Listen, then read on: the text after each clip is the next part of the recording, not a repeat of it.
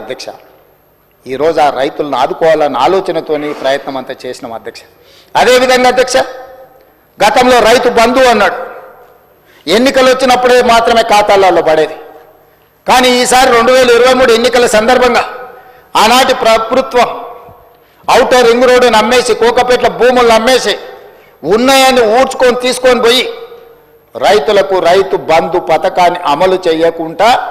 ఎన్నికల కోడ్ను అడ్డం పెట్టుకొని తప్పించుకుంటే మా ప్రభుత్వం వచ్చిన మొదటి 3 నెలల్లోనే తమరికి తెలుసు అధ్యక్ష 7,625 కోట్ల రూపాయలు రైతు భరోసా పథకం కింద ఆ ప్రభుత్వం ఎగవేసిన రైతు భరోసా పథకాన్ని మన ప్రభుత్వం ఈరోజు అమలు చేసి మొదటి 3 నెలల్లోనే వాళ్ళ ఖాతాలు వేసింది అధ్యక్ష. అదే కాదు, ఆనాటి ప్రభుత్వం రైతు బంధు కింద సంవత్సరానికి 10,000 ఇస్తే 10,000 సరిపోదు, దీన్ని 12,000కు పెంచాలి అని రైతు భరోసా పథకాన్ని సంవత్సరానికి 12,000 చొప్పున పథకాన్ని ప్రారంభించి ఈరోజు వాళ్ళ ఖాతాలో నగదు పడతా ఉన్నది అధ్యక్ష. మార్చి 31 లోపల మొత్తంగా వాళ్ళ ఖాతాలు వేయాలనుకున్నాం అధ్యక్ష. ఇదే కాదు అధ్యక్ష, గ్రామాలలో మీకు తెలుసు దళితులు, గిరిజనులు, ఆదివాసీలు, బలహీన వర్గాలకు సంబంధించిన వాళ్ళకి అందరికీ భూములు లేవు.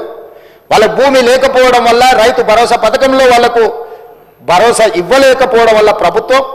ఆనాటి నా పాదయాత్రలు కావచ్చు, మిత్రులు బట్టి విక్రమార్క గారి పాదయాత్రలో భూమి లేని నిర్వాసితులు, భూమి లేని నిరుపేదలు వచ్చి అయ్యా మాకు భూమి లేదు, భూమి ఉన్న వాళ్ళకే ప్రభుత్వ సహాయం అందుతుంది, భూమి లేని మా గురించి ప్రభుత్వం పట్టించుకోవాలి కదా, మీకు బాధ్యత లేదా అని వాళ్ళు అడిగితే ఆలోచన చేసి ఇందిరమ్మ ఆత్మీయ భరోసా పథకం కింద ప్రతి కుటుంబానికి 12,000 రూపాయలు ఇవ్వడానికి నిర్ణయం తీసుకొని ఈనాడు ఉపాధి హామీ కూలీ కార్డు ఎవరికైతే ఉందో ప్రతి కుటుంబానికి ఇందిరమ్మ ఆత్మీయ భరోసా పథకంలో 12,000 రూపాయలు భూమి లేని నిరుపేదలకి ఈరోజు మన ప్రభుత్వంలో పథకాన్ని అమలు చేస్తున్నాం అధ్యక్ష. భూమి లేని నిరుపేదల యొక్క ఆత్మగౌరవాన్ని నిలబెట్టడానికి ఈరోజు నా ప్రభుత్వం ప్రయత్నం చేస్తుంది అధ్యక్ష. అదేవిధంగా అధ్యక్ష ఒకనాడు మీకు తెలుసు ఆనాటి ప్రభుత్వం కేంద్ర ప్రభుత్వంతో కిల్లి కజ్జాలు పెట్టుకొని ఫుడ్ కార్పొరేషన్ ఆఫ్ ఇండియా సేకరించే వడ్లను సేకరించకపోవడం, ఇవ్వాల్సిన బియ్యం ఇవ్వకపోవడం, మిల్లర్లతో కుమ్ముక్కై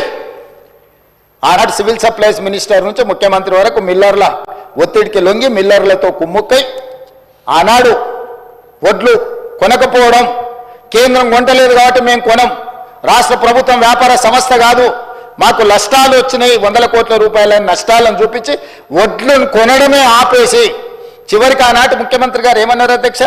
ఊరేసుకుంటే ఊరేసుకున్నట్టే అన్నాడు అధ్యక్ష. ఎవరైనా ఒక బాధ్యత కలిగిన ముఖ్యమంత్రి గారు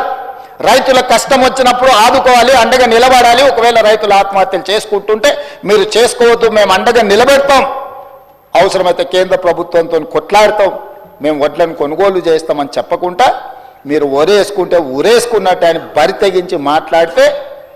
మేము ప్రభుత్వం ఏర్పడ్డ తర్వాత సివిల్ సప్లైస్ మినిస్టర్గా ఉత్తమ్ కుమార్ రెడ్డి గారు మీరు వరి పండించండి, ప్రతి చివరి గింజ వరకు కొంటాం, అందులో సన్న వడ్లు పండిస్తే 500 రూపాయల బోనస్ ఇచ్చి కొంటామని చెప్పి 1,200 కోట్ల రూపాయల పైగా 1,206 కోట్ల రూపాయలు సన్న వడ్లకు బోనస్ ఇచ్చి ఈసారి పంట అత్యధికంగా పండించి రైతులు ఈరోజు రాష్ట్ర ప్రభుత్వానికి వడ్లు 1,56,00,000 మెట్రిక్ టన్నులు అమ్మి మనకి ఈరోజు పంట పండించారు అధ్యక్ష. అధ్యక్ష